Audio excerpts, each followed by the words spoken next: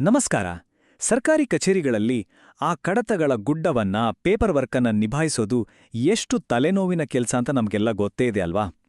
ಬನ್ನಿ, ಇವತ್ತಿನ ಈ ವಿಶ್ಲೇಷಣೆಯಲ್ಲಿ ಕಾಗದಗಳ ಮೂಲಕ ನಡೆತಿದ್ದ ಆ ಹಳೆಯ ಪ್ರಕ್ರಿಯೆಯಿಂದ ಒಂದು ಅತ್ಯದ್ಭುತವಾದ ಡಿಜಿಟಲ್ ವ್ಯವಸ್ಥೆಯ ಕಡೆಗೆ ನಮ್ಮ ಆಡಳಿತ ವ್ಯವಸ್ಥೆ ಹೇಗೆ ಬದಲಾಗ್ತಿದೆ ಅನ್ನೋದನ್ನ ಡಿಕೋಡ್ ಮಾಡೋಣ. ಮೊದಲಿಗೆ ಈ ಸ್ಪ್ಯಾರೋ ಅಂದ್ರೆ ಏನು ಅಂತ ನೋಡೋಣ. ಸ್ಪ್ಯಾರೋ ಅಂದ್ರೆ smart performance appraisal report recording online window.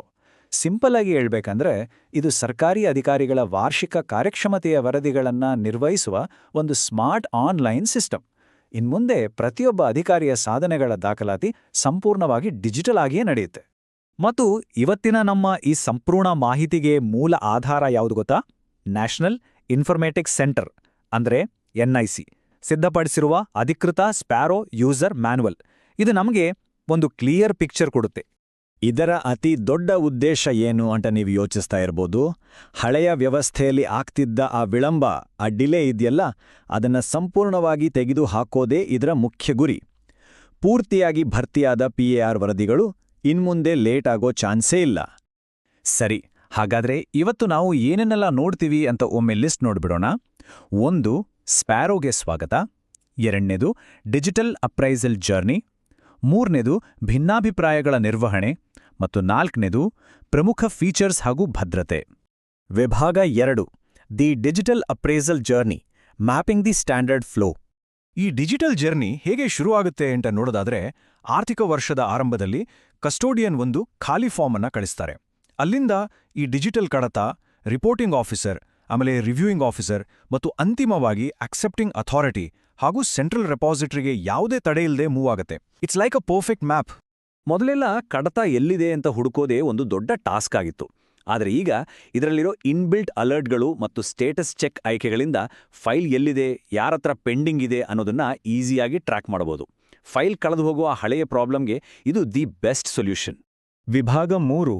Handling disagreements and exceptions, alternative flows. ಇಲ್ಲಿ ನಿಮಗೊಂದು ಪ್ರಶ್ನೆ ಬರ್ಬೋದು.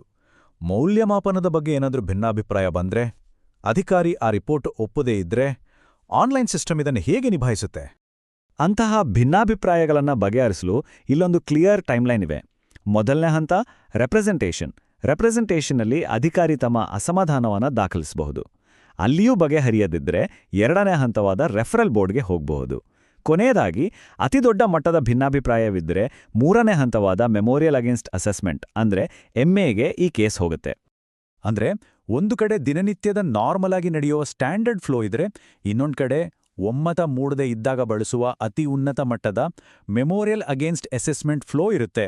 ಈ 2 ಬೇರೆ ಬೇರೆ ಪ್ರಕ್ರಿಯೆಗಳನ್ನ ಈ ಸಾಫ್ಟ್ವೇರ್ ತುಂಬಾನೇ ನೀಟಾಗಿ ಸಪರೇಟ್ ಮಾಡುತ್ತೆ. ವಿಭಾಗ 4. Key features and security, reassuring digital capabilities.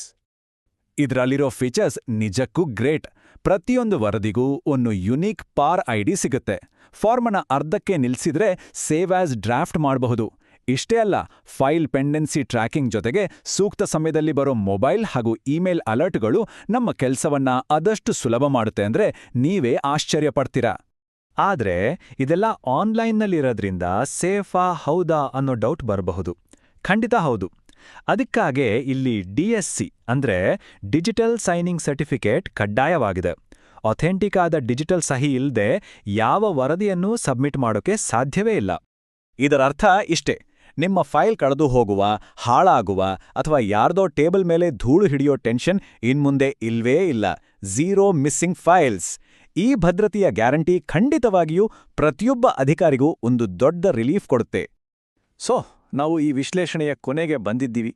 ಹೇಳಿ, ಈ ಥರದ ಒಂದು ಪೇಪರ್ಲೆಸ್, ಪಾರದರ್ಶಕ ಮತ್ತು ಟ್ರ್ಯಾಕ್ ಮಾಡಬಹುದಾದ ವ್ಯವಸ್ಥೆಯನ್ನ ವೆಲ್ಕಮ್ ಮಾಡೋಕೆ ನಾವೆಲ್ಲರೂ ರೆಡಿ ಇದ್ದೀವಾ? ಖಂಡಿತ. ಸ್ಪ್ಯಾರೋ ಅನ್ನೋದು ಕೇವಲ ಒಂದು ಸಾಫ್ಟ್ವೇರ್ ಅಲ್ಲ, ಇದು ಆಡಳಿತದ ಭವಿಷ್ಯ. ಈ ಮಾಹಿತಿ ನಿಮಗೆ ಉಪಯುಕ್ತವಾಗಿತ್ತು ಅಂತ ಭಾವಿಸ್ತೀನಿ. ಹೊಸ ವಿಷಯಗಳೊಂದಿಗೆ ಮತ್ತೆ ಸಿಗೋಣ.